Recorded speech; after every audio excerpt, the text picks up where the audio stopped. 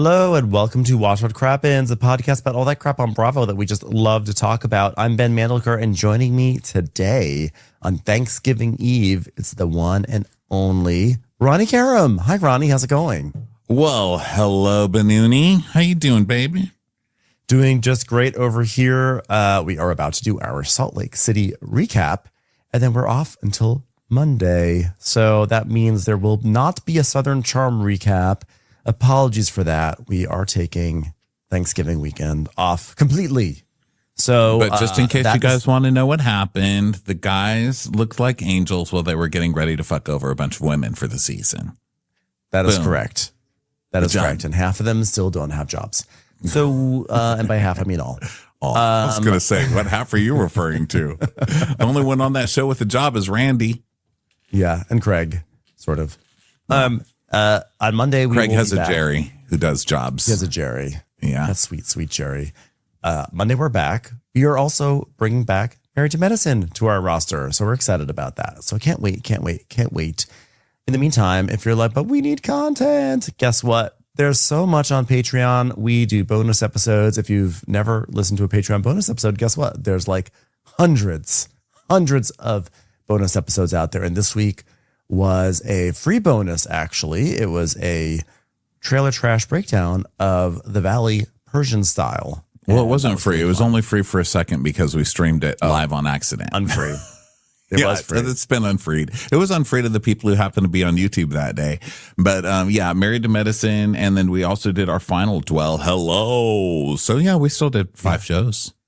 Yeah, still a lot of content out there and in our back catalogs. Anyway, you get it. So patreon.com/watchforcrappens. I hope everyone has a great Thanksgiving. You get it. You get it. I know. It. What are you arguing about? Some crazy thing just flew across your screen. What really? Was that? Was it behind me or in front of me? It looked like a ghost. I hope it's a ghost. I know that there's a ghost somewhere in this house, and I want to know, I want to meet the ghost. Where is he or she? I could have sworn I saw something, but sometimes there are these things like if you make like an L or something. Where are you at? Come over here and see me. I've been wanting to go. I'm the only person who wants the ghost. I've been looking for them, and they never talk to me or anything. I cannot wait to go back and maybe it was me. Like I could have sworn I just saw a white thing go floating across your screen. But also, like, we know your camera. Sometimes, Ronnie, you're talking and your camera will just give like a thumbs up. It'll just float up across. So it could have been that. No, I think you would have known if it was. I hope it was a ghost. The piano I got was from the year this house was built, which is 1956. And so I was like, maybe if I get a piano, the year that the house was built, whoever died in this house from 1956 will play the piano. Or I don't know, something. Because, no one can, what am I trying to say? No one can stop themselves from playing a piano, even if they can't play it, like me. They'll like sit there and like chopsticks or whatever. Anytime someone comes in here, they start chopsticking or Mary Had a Little Lambing it or Heart and Souling it. So come on, ghost, get off your lazy ass. Maybe the ghost will play like Heartbreak Hotel or like Suede Shoes, because 1956 is the year that Elvis became famous, according to my very quick searching. Really? Well, the song I practice every day on the piano is "I Can't Help Falling in Love with You" by who is it? Elvis. Well, made popular by UB40 also. I would love it if Elvis decided to haunt you. That's such an amazing find for like most people just get ghosts of sad children or like crazy old people. I don't want Elvis. I have enough of an eating disorder without Elvis over here shitting out peanut butter and banana sandwiches and doing his coke on the. I'm trying to stop all that. You don't need Elvis. You don't need Elvis also nagging you. You ain't nothing but a hound dog. Stop it. I'm actually much more than that. No, I described Elvis and I was like, actually, I think I just described my past decade. So I'm like Elvis without the fame and fortune. I'm just that I saw it too. Was that it? There was something that flew behind me. Did you see? I was looking on a different screen. I swear to God, I was on a different screen. You saw it? Yeah, I saw it. It was like a white. It was like a white thing that flew across. What was it? A ghost of a bug? That's not Maybe a good ghost. What if I just have a ghost of a bug? No, it was like a white ghost thing. It could also just be a bug. I don't have bugs. Like an actual, like a bug that's floated by the camera that looks much bigger because it's on camera. I don't have bugs. It's like this is like the Today Show for bugs. They're like, oh my God, hi mom. Anyway, let's move on. This episode of Salt Lake City is so good. I'm wondering that when Andy Cohen teased that the next episode of Salt Lake City may be his favorite of the season, and then we got last week's episode, which was nice. Maybe he really meant this episode. Maybe he got confused with the order, because this episode I thought was tremendous. And in fact, about like 20 minutes into it, I was like, is this going to be a bottle episode? Is it all going to take place at Vultures? And I actually got very excited for that, because really, truly for the first 20 minutes of airtime, not including commercials, we were in, or 20 minutes, we were in Vultures. And I was like, oh my God, this entire show might take place around this table, which will actually be amazing television. It didn't, but it still was amazing television. I was so hopeful that it would. It was good. Great. And I was really, really happy for Muzzy for having a good episode. I mean, Muzzy kind of had a redemptive episode, which I thought was very nice, because, no woman in America is as hated as Muzzy right now in the Real Housewives watching community. I mean, she's really taken a lot of... Gretchen Rossi is sort of up there these days, huh? Well, she's at least got a lot of the country behind her. But Muzzy, I mean, everyone, Republican, Democrat, no matter what you feel about gay people and trans people, everyone can agree that Muzzy's been an asshole. But yeah, I was happy for her for having a nice kind of redemptive episode where she was somewhat kind. Her eyebrows even looked better. Do you think it was the kindness? I think so. Maybe she's in the holiday spirit. I know that someone, I believe on Reddit, it could have been Twitter, but I think it was Reddit, said that they went to a thrift store and they found Muzzy's t-shirt, the one that had that frazzled cat saying, everything's fine. And it's like, oh, it all makes sense now. Muzzy graduated. Muzzy found warmth in her hat, and she was able to retire her souvenir t-shirt. So the arc has been completed. Muzzy has found warmth and happiness. So good for Muzzy. Yeah, good for Muzzy. Did well. Yeah. For this episode, we'll see. So we also got to see Gwen, which we don't see Gwen very often. Gwen with her matching mom hair, which was weird, and her gecko obsession. Like, I'm leaving you, mother. So that was fun. But yeah, overall a pretty good one. And we also got the moment we all knew was coming, which was Whitney's Meredith is an alcoholic storyline, which we knew that was coming, and it was kind of stymied because Whitney cannot do a storyline right. I mean, it's classic Whitney, just bungling every storyline she's got. But damn it, it got out there. So congratulations to Whitney on starting her season 1, part 2, or second half of the season storyline going. Good for her. I know. It's crazy. We're already on episode 11 of the show, and it feels like we're only reaching 1/3. We just hit the 1/3 mark for the season. It feels like there's still so much ground to cover. So it's wild that we're already at episode 11 when realistically there's probably 4 or 5 episodes left. But then again, we also did kind of Muzzy had Muzzy is nice now thing. So they're starting to tie up some things. And we also had some resolution with Brittany and her daughter. But I just feel I feel like the season just started. I know that's crazy to say it, but I feel like we're just getting underway. But also Meredith did a classic Meredith thing, which is she did not ever accept responsibility for anything that may or may not have happened on the airplane. But what she has done is decided to start up a feud with Whitney to distract away from it and sort of do this quick patch up with Brittany and move forward. I mean, that is a pro if you've ever seen one. That's just that's high level housewifery. Yeah, I think Meredith at one point was like, why am I letting Brittany become the star of this show? I'm dropping Whitney and I'm going to come for the real meat, Heather and Whitney, because fuck those two. And I saw an interview with Meredith, I don't know, some red carpet thing or whatever. And she was like, and they said, well, who's giving you the problems in the second half of the season? And she's like, well, it's the Shitneys. You know who they are. Whitney and Brittany, the Shitneys. I was like, oh, here she goes. Oh my God, Mom. That's so funny, Mom. That's hilarious. So funny. I designed that for her. Thing. That's I did that for her. That's Meredith, that's just great, Meredith.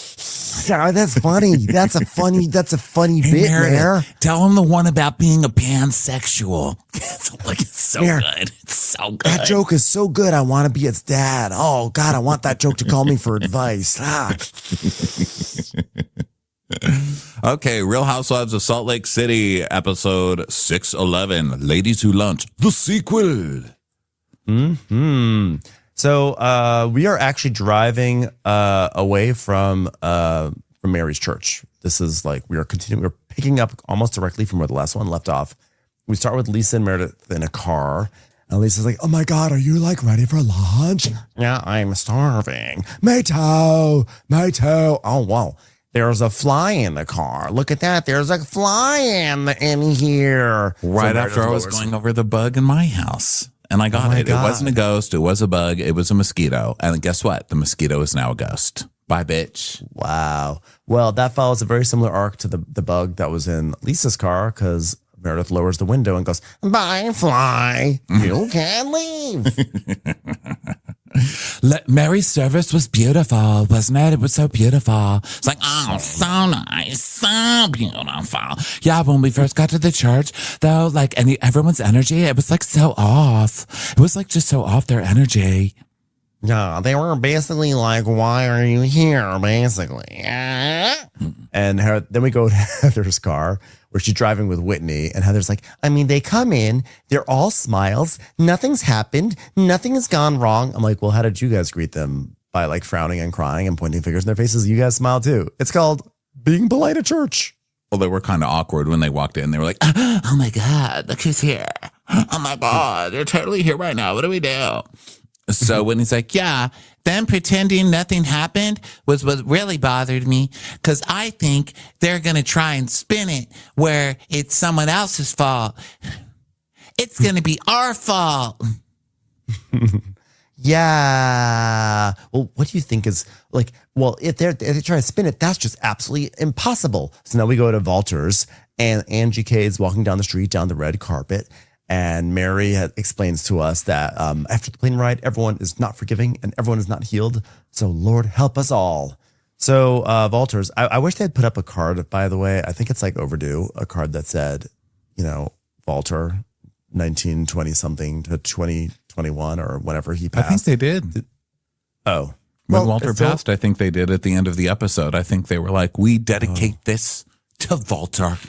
That son of a gun. Again. No one did a rigatoni like Walter or something. I think they did an RIP for Walter. I hope so. They probably did. I just want more. More RIPs. But maybe you know what? Do an RIP for Cucina Toscana because we haven't been there in forever. Is that place? We haven't. What happened to that restaurant? I don't know. I miss it. But there are still all the doormen. You know, Mary still has like the red carpet in front of the Walters for entering for all the ladies and all the guys standing outside like it's so fancy. They didn't do a Met Gala thing like they did the first time though. Yeah. And I think that was a very important part. And Mary also didn't get everyone like really extravagant gifts. This time she got them all beta fish. Didn't she do that already? Didn't she already do that? Wasn't that like what she did the first time? No, the first time she got them like crazy extravagant gifts, didn't like she? Watches. She got them. Yeah, I think it was watches and crystal boxes or something crazy. Let me see. Are you looking at it on the fish? On the computer? Mary Cosby. Does anyone have a clip of Mary Cosby saying this is on Reddit? Does anyone have a clip of Mary Cosby saying she doesn't eat fish because we'll start a fish family in her stomach? Okay, no, that was not it.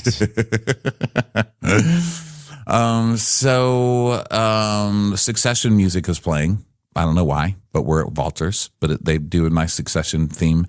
And Heather and Whitney come in, and Heather's like, I love beta fish. I love beta fish. They're sisters. All of these beta fish are sisters. And Whitney's like, wait a minute. Why isn't this fish moving? They're like, oh, yeah, they don't move. And Angie says, he's a snooze fest. This one, we should call this one Meredith. Ha, ha, ha, ha, ha.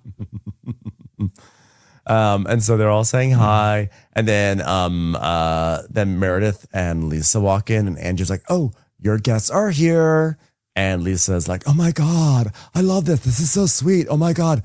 Beta fish. Oh my God. Are you kidding? Do I have to go home with a fish? This is crazy. What do I do with a fish? I love that Lisa said, wow, you know what, Mary? Like your service, like that was so amazing. That was like so from the heart. When Mary's service was like, you are soulless. What was she saying? Like she gave them each thing. And when it got to Lisa, she's like, you with no souls, with no humanity, you with the long black hair, Satan. I see Satan in you. And Lisa's like, wow, that was really good. That was so good, Mary. Yeah. That was so great. now they're making jokes about the betta fish. Bronwyn's like, I mean, a goodie bag is usually a gift for me, not a responsibility. And Heather's like, the more the merrier. I'm an empty nester. Doesn't mean I can't care for a fish. I mean, we're a sisterhood of fish that we keep at home. As long as that fish doesn't bother me while I'm writing a new novel, which I'm writing, New York Times bestseller. Yeah, but betta fish are fighting fish. Like my friends. That was the that punchline was the Las Vegas of punchlines. When you're driving down the highway, you see it many miles before you arrive. So Before she even saw it. yeah, She's like so proud every time she gets to the end of a line. It's so funny. Like she does this like little nose scrunch and like, wow, she just makes her eyes like that. Like, wow, I did it. It's time for a commercial. It's time for a Crappens commercial. So they sit down and by now the way, sorry to interrupt. Did you see that montage that someone made of Angie K doing slow burns? I never even realized. I've noticed that she does them, and I always laugh when she does them. But I didn't realize the degree to which Angie K will like rotate her head very slowly and look away from something. And it is amazing. And she does like 10 during the scene. She's like, I am looking away slowly and flaring my eyes. She's like a camera in your house, you know? She's like a ring camera that just kind of moves, whatever those little cameras are. It's like, so good.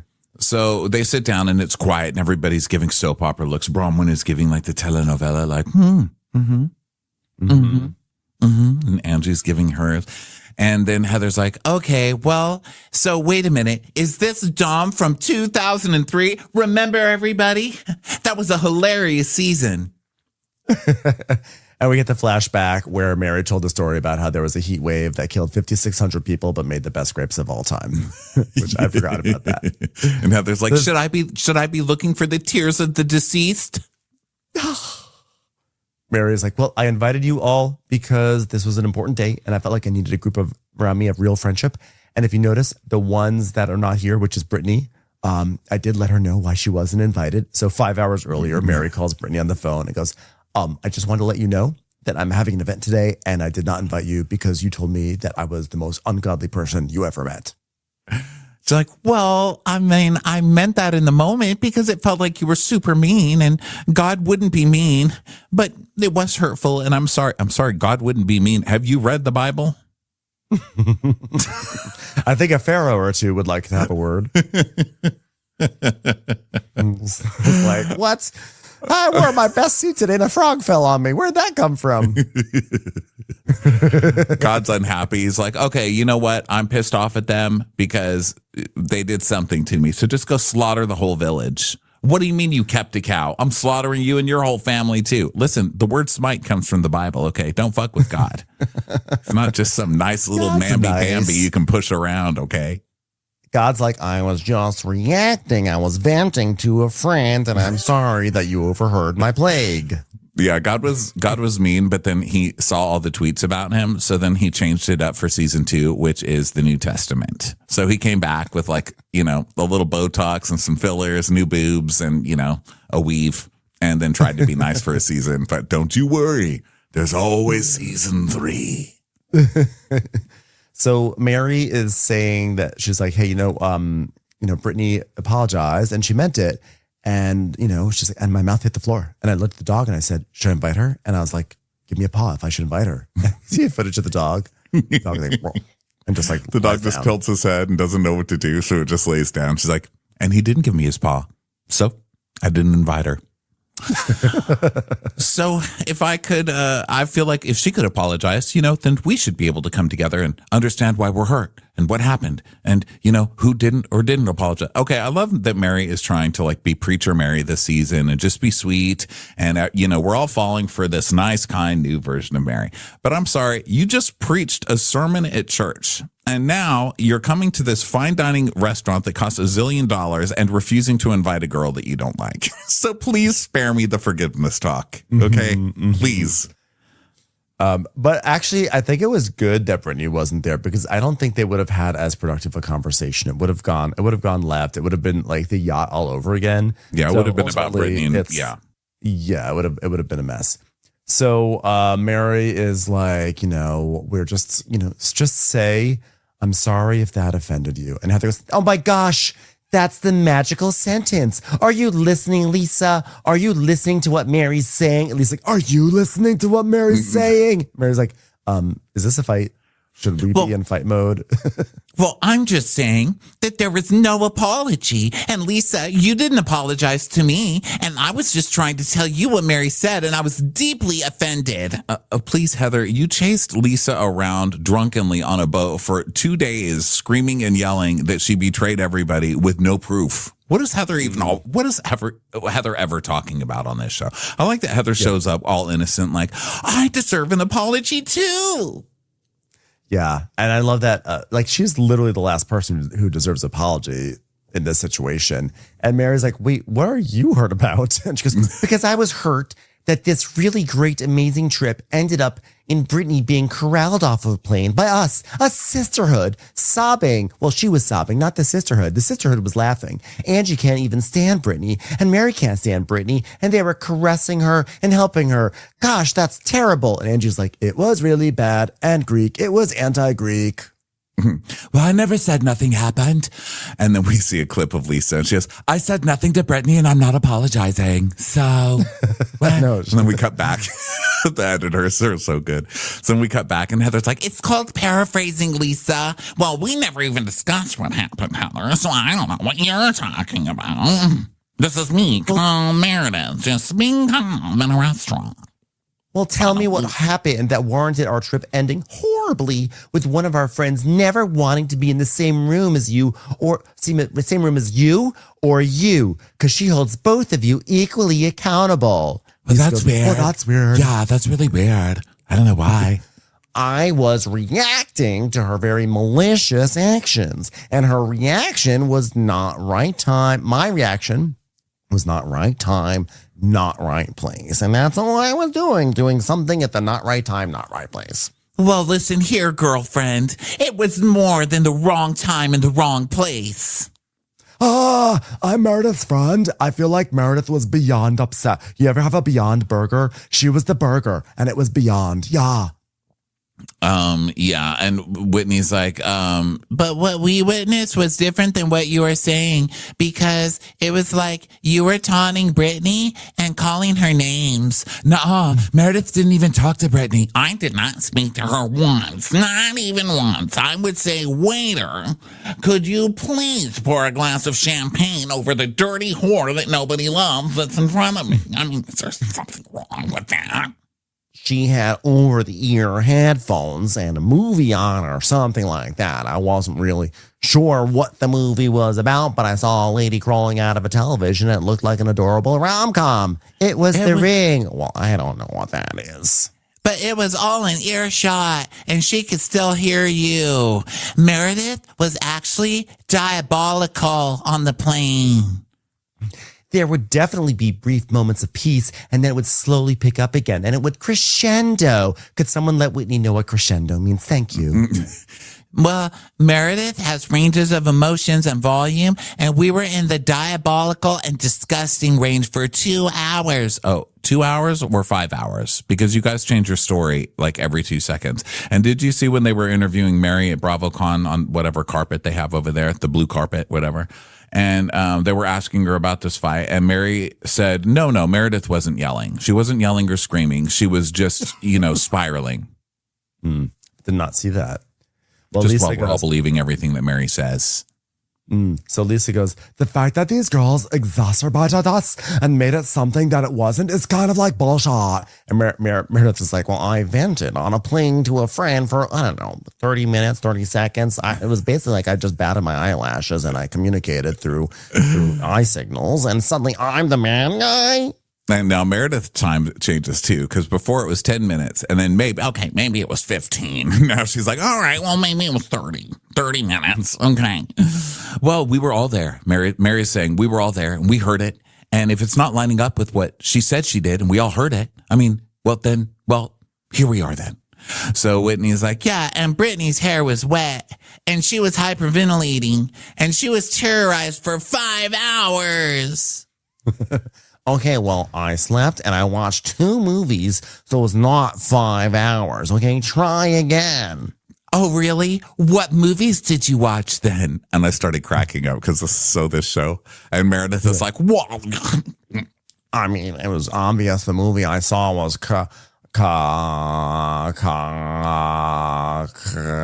Crazy Rich Asians. Yes, exactly. Crazy Rich Asians, a documentary about the rise of income and wealth disparity in China following the rise of certain things like battery operated cars and special minerals. No, Meredith. No. It's a rom-com. It's with Henry Golding. Henry Golding, of course, who is a CEO of a tech company. No. Henry Golding and Michelle Yeoh. Yeah, Yeoh. No, you were not in it. No, Michelle Yeoh. No, I'm not Michelle. Michelle Yeoh. I'm not Michelle. Are you trying to say Michelle me? I'm not really sure what you're going for. No. Oh, Michelle Yeoh, not Michelle. No, Yeoh. Huh? Well, there was also another movie, and I don't recall the name of the movie. Okay, then what happened at the end of Crazy Rich Asians? Yeah, wait a minute. Are we really doing this? Come on, you guys. Well, I don't remember. I mean, I think someone went crazy and there was someone who was rich and possibly there was someone who was Asian, but the specifics elude me at this moment, Your Honor. Well, it ended with an Asian person being dragged out of a board meeting for turning crazy. He was very rich, so he got off. No. I got this, Mayor. I got this. Okay, there was a big party. Oh, because a toddler came out with a tracksuit in China. Oh, it was a great movie. I loved it. Very heartwarming. Well, I usually remember movies I see. Oh, do you? Wow, look at Angie. Movie rememberer. Wow. Yeah, Crazy Rich Asians has a really big moment at the end. Think about it. I saw it with my daughters, who thankfully are out of my life now. Well, I honestly don't remember. I mean, was it something with Mahjong at this point? Actually, that was surprisingly close. Mahjong, which of course is the name of a very important fashion designer who was featured in the movie. Oh, no, she's off track again. Did you watch it, Lisa? She's like, I did. Okay, then you tell us what happened. Then we get a timer of Lisa trying to, like a timer and a scorecard come up on the camera. And she's like, okay, there was this guy. I think it was Asian, but like, who am I to say? So he goes on this plane and then he stops everyone. And he's like, oh my God, I want to marry you. Why can't we have peanuts anymore? Because like, it's crazy. Like when I was growing up, there weren't peanut allergies on planes. And so we could eat peanuts. But now all of a sudden people are going to die. Like seriously, so I can't have a peanut because you have an allergy? You know what I mean? I don't want pretzels. I don't eat carbs. Well, unless they're Wendy's. But Wendy's doesn't serve pretzels. So why am I going to eat that? What are Asian people only into pretzels now? Do Asian people still eat peanuts? Can I get them on this plane? I don't want to marry anybody who has pretzel breath. That's sad. Lisa, that didn't happen in the movie. What are you talking about? Oh, sorry. Okay, so he was like, I want to get married at a pond or something like that. Yeah. Like, the big extra or something like that. And like, but like that didn't happen. But they have a big party for them. And Mary's like, oh, is this a good movie? It's like, yeah. And there's like synchronized swimmers. And it's like very exciting. And like, it's a beautiful movie. Well, I must have been asleep by then. I must have been asleep then. Fine. Oh, wait, then were you sleep talking? Because I could hear it for the entire flight that was 2 hours, 5 hours, 6 hours, 3 hours. I was sleeping. I wasn't sleeping. No one was sleeping. I heard everything. Well, that's impossible. I wasn't saying a word because I was either asleep or I was so captivated about Crazy Rich Asians that I was speechless. So I think you better rethink that, Whitney Rose. Well, I heard you yelling for 5 rows in front of you. Well, that is impossible. She was sobbing. Who was? Angie was sobbing. How did you hear that from where you? No, I wasn't sobbing. Brittany was sobbing. Well, I admit the movie was emotional. It was very sad when that Crazy Rich Asian came in and killed the cow. I mean, talk about a crazy thing to do. Who wants a movie to end with an Asian person in love about to get married and then dying from a peanut allergy because Lisa couldn't help herself? Meredith, please stop trying to act like you saw this movie. Well, I did. It was about someone who went into a Chinese restaurant and then went crazy. I mean, it's in the title. But she was sobbing. Well, then you should have supported her. You were screaming. You lost it. We all saw the same thing. We all saw Crazy Rich Asians. I think that Meredith has the right to lose her shit sometimes. Oh no, not to friends, not to friends. I would just like to point out again that Heather literally followed Lisa around screaming and yelling while she was sobbing and on the phone with her husband, and followed her all the way to the edge of a swim platform. Where she could have jumped off on a boat. Like, I'm not even denying what happened on this plane. I have no idea. I wasn't there. All I know is that Heather, as the messenger of being all that's good and calm and how we treat friends is fucking hilarious to me. And the fact that they just let her get away with it every time cracks me up. So Heather's like, well, this requires an apology. Do you feel bad that you hurt Brittany? Well, I already told you I feel bad. Well, I feel badly that I hurt Brittany's feelings. Unfortunately, Brittany does not feel badly at all that she hurt my feelings, so there's nowhere to go. And at the end of the day, you get nothing for nothing, especially if you're trying to watch a movie and you fall asleep during it, and that becomes the keystone of an argument against you. So she doesn't like me. I don't like her. We don't need to be friends. Everyone can move on. Well, feeling bad. That's different from saying sorry. Okay. You feel bad. That's different from saying sorry. So, well, I am sorry that she heard me venting and it hurt her. So yes, I am. Oh, so you're not. So you're not then. Okay. It's like, Well, I am very sorry that I said I would ever stand behind her, because that was obviously a mistake, because she could overhear everything that I was going to say. So I take full responsibility for my seating choice. And that's an apology about seats. Yes. And you know what? I'm entitled to my feelings. Yeah, but you lost your right to cry when you harassed her on the plane, Meredith. I lost my right to my feelings. And then the sound effects go,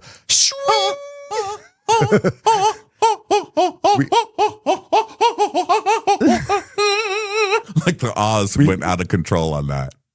We had so many sound effects. First we had a boom, like throughout this conversation. First there was a boom. And then at one point there was like a snake rattle, like, and then this one was like, and then later on there's one that's trying to solve a mystery. Like, yeah. I love the one that sounds like you're in like a deserted town where it's, and meanwhile, by the way, while they're having this I like fight, the one where they do that door creak, where it's like someone says something and then it goes. And meanwhile, while this whole fight is going on, there's like a waiter behind Meredith, like squeezing lemon onto plates. Like, ooh. Yeah. I like that the waiters at Walters know by now they're not even affected by any of the fighting. Well, you lost the privilege to speak about it. Look at me, Meredith. And she's like, oh, well, stop talking to me now. I've lost the privilege to speak. The way you're talking to me. Meredith's like, a little bit more wine, please. Thank you so much. So Meredith goes, you told me I lost my privilege to speak, so I should even speak. Just hang on one second.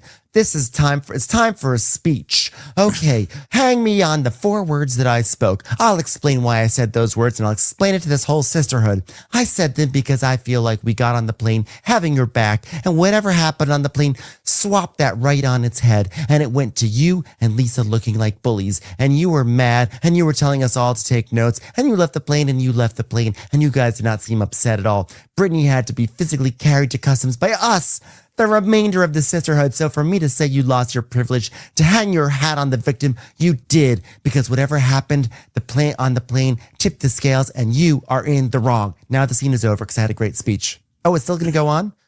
Okay, sure. Fine. I just thought it was a really good speech. You may have been watching Crazy Rich Asians, but the rest of us were watching Crazy Financially Stable Caucasian. And Meredith just shrugs, and then they have a stare off, and everyone's looking at each other, and we hear a couple of booms. And Meredith's like, say something. Well, I lost my privilege to speak, so that's fine. For her not to give me the benefit of the doubt and to show me grace is wrong. And she should be a human being and not be such a judgmental bitch. Oh my God, icon mother. Oh my God, she just chopped you. Icon literal mother. Lisa's like, it's okay for you to be upset. And Mary says, Lisa, if I had treated you like that on the plane, would you have thought it was okay? I think that she thought that was a fucking nightmare. And I don't know how I'm going to navigate myself out of this. That's not what I thought. I did not think that. No, I didn't. Well, why didn't you go through customs with us? Explain this to me. You know what is so funny? Because I actually have global entry and I should have used it, but I forgot that I had it. Isn't that funny? It was like hilarious because I have it, but I didn't remember because it wasn't like on my app or anything. That was so good. Wait a second. Yeah. Wait a second.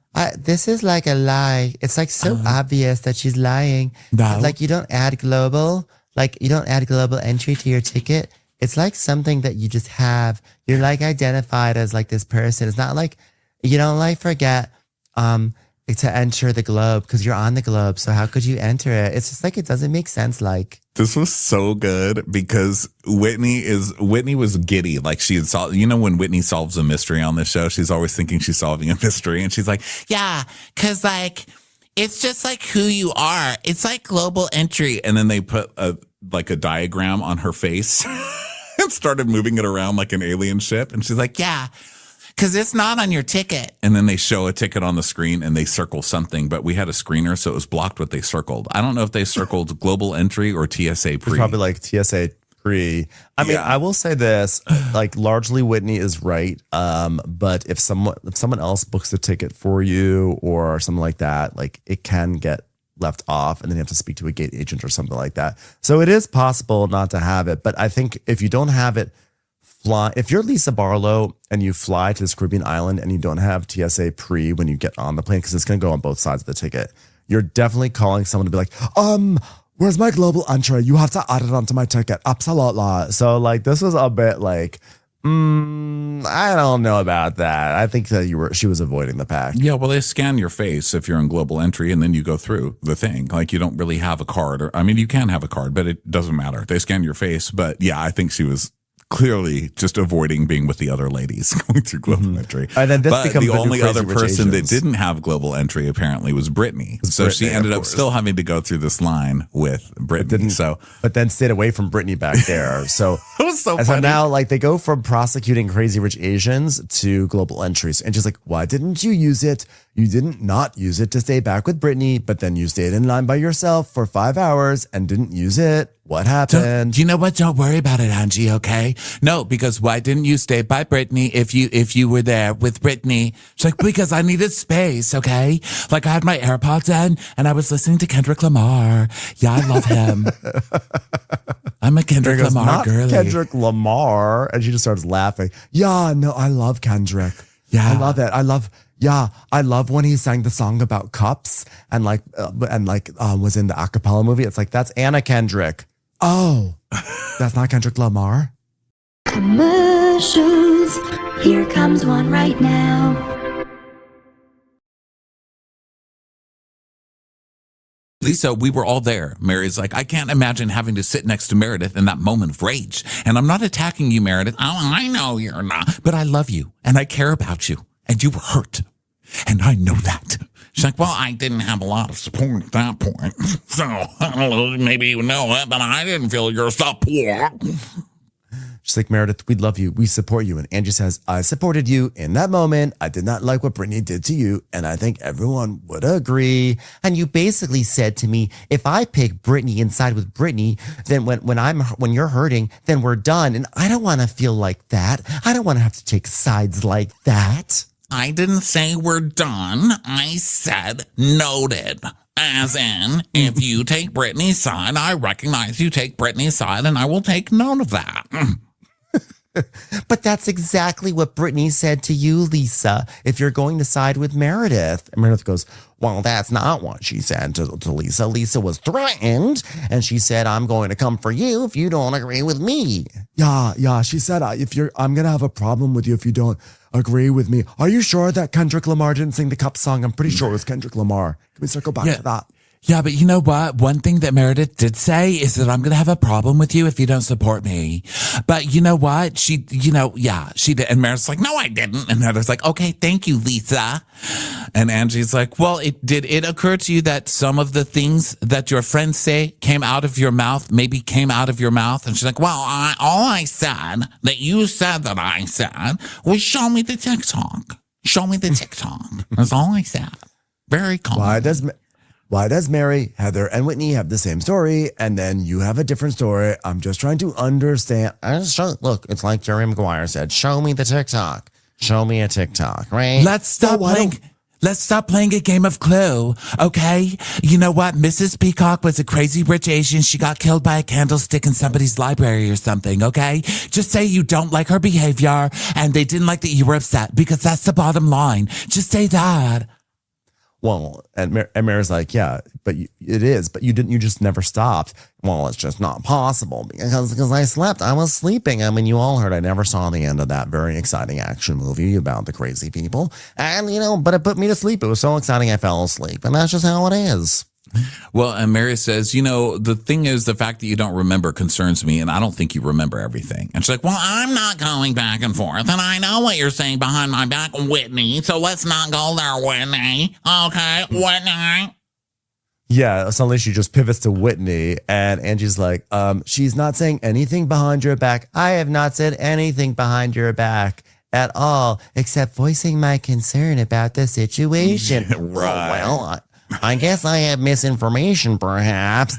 Wait, there's one person that I talked to, camera on Bronwyn, who said something to Meredith. Who? And then suddenly Bronwyn's in the hot seat. Now Bronwyn comes up. But this didn't come out of nowhere there because Mary was saying, listen, I'm concerned for you because I don't think you remember. So that was Meredith like, okay, so now they're going to pivot to my alcoholism, which I know they're going to pivot to because fucking Bronwyn told me that Whitney's trying to start this behind my back, right? So Bronwyn's like, okay, well, I'll tell you. Okay, if Meredith doesn't want to, then I will. You and I had lunch and I talked to Meredith and I asked for her side. And I said, it was told to me that you said you were seen drinking in the lounge. And then we see the clip of Bronwyn asking Meredith, so Meredith, were you drinking? And she's like, yes. So Bronwyn twisting it to be like, yeah, it was said to me that you were seen drinking in the lounge. And Bronwyn's like, and it's being said that maybe you don't remember what you said, you don't remember what you said. Okay. And she's like, well, I do not have a substance abuse problem. And Whitney goes, I didn't say that though. Well, it was implied. But yeah, Bronwyn, what were the implications you walked away with your conversation with Whitney? And she's like, well, you were drinking heavily and you didn't remember. And you said something how you thought my mom's t-shirt was really awesome. And I said, sure, I can get you a copy if you want. Because everything is fine and everything has been fine and it was fine on that flight. So Whitney's like, but you know what? You know how I feel? I'll tell you. I think it could be one of three things. Okay, three things. Either you have hatred in your heart. Boom. You have an anger problem. I'll take anger problem for 200, please. Well, I don't have an anger problem. All right. Or you have mixing with substances problems. I mean, problems of mixing mixing.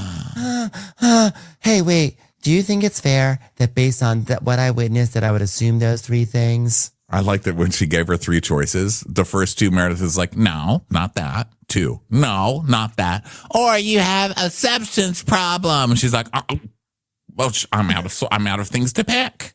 I'm out. What do I do? Like there was a moment where Meredith looked like, oh shit, I ran out of options. She pushed her luck too much. She took door number 3. Yeah. So Bronwyn's like, look, it sounds like you were wrong on the plane. And I've tried to be supportive of you and I tried to ask a lot of questions. And I tried to have your back because I thought that was a step too far. And I appreciate that. But then you outed this at the table, our conversation. No, I gave her a chance to tell me herself and she didn't. And I never said a word. I never said what it was. And I never said who said it at all. I just said Bronwyn just told me these things, but it could have been any Bronwyn. You think you're the only Bronwyn on this planet? It could have been anyone. Well, now I've damaged my relationship with Whitney and I was just trying to help you. Bronwyn gets all mad. Bronwyn, you were the one who took her out and started all this, telling her that Whitney thought she had a drinking problem. She blacked out. So what are you acting all defensive for? Like now you're turning on Meredith. You were the one. These people, Well, I actually don't think it's so bad. I think that Bronwyn saying like, hey, just so you know, everyone's saying that you have a drinking problem, you should heads up, is like not the worst thing in the world. And I think okay, then why is she acting so defensive? Like, well, Meredith, now you've damaged my relationship with Whitney. Yeah, but Whitney was the one that implied that. So why are you mad at Meredith now? Well, that I can't explain. Well, she's basically mad because she's like, I told you something privileged. I gave you a heads up, and now you drag that into this conversation. It's all irrational. Yeah, but Bronwyn is notorious for listening to one thing in a conversation, like she did to start this whole fight. When she took Brittany to the store to get information from Brittany, went to the store, started asking her questions about people. Well, what do you think of Lisa? She's big sistering me and I don't like it. What do you think of Meredith? She looks like she's having a seizure all the time. And then immediately goes, oh, really? Well, she said that you're trying to boss her around and that you have a epilepsy problem. You go into seizures or whatever, which is what started Meredith on this whole thing on this particular rampage in the first place. Mm-hmm. So Meredith is like, Mary says, well, you do realize you were wrong, right? She's like, somewhat. I was reacting to her behavior. I mean, what more do you want from me? I don't know what I'm going to do with Brittany, so that's all I can say for now. Lisa's like, you don't have to have the answer. It's okay, Meredith. It's okay. Yes, well, because now I'm going to be mad at Whitney instead, and she's an easier punching bag, so we'll just pivot that way. Great scene, everyone. Good job. Yeah. So now they're like, okay, let's make this happy and just make insane haws everywhere. It's like, ha, ha, ha, ha, ha, ha, ha, ha, ha. So then Angie and Meredith are working out and it's wacky. They're just being wacky. They're a wacky pair, aren't they? Wacky. Look at them working out together. And Angie's like, if you can talk, that means you're not working out hard enough. She's like, I do not agree with that. She's like, thank you. And then we go to Bronwyn at home, and she's asking Muzzy for a utensil. She's like, "Can you pass me that? What's it called? A whisk?" Yes. Someone who didn't have a baby out of wedlock would have known what that's called. Mother, do you have to really make everything about that? Kind of do. Yeah. You should remember it's called a whisk because that's what we tried to have your baby, whisked away and everything. Surely you remember. That baby came out, her head was whipped before she could even start crying. Unfortunately, we were a bit too literal on the whisking. We thought when they said you whisk someone away, you had to actually literally turn them into meringue. Hey, what can you do? Everything's fine. So Bronwyn's like, so I was emailing this morning with my attorney about my citizenship. And Muzzy's like, oh, so what's happening with that? She's like, what? And she tells us, surprise, I'm not actually an American citizen. I was born in Brazil and my parents are from the UK. So I had dual citizenship in both. And a few years ago, I decided I want to become a US citizen and get to vote. And I'm just so excited for jury duty. I'm like, girl, you're in danger. You're up here. This is a confession. Be careful. Be careful. Last few weeks they're talking about your criminal record. And now you're saying you're not even a citizen. You better be careful with this administration. Yeah, Molly, you in danger, girl. Yeah, I was like, I don't always agree with you, Bronwyn, but I will still fight for you. Call me if you need me.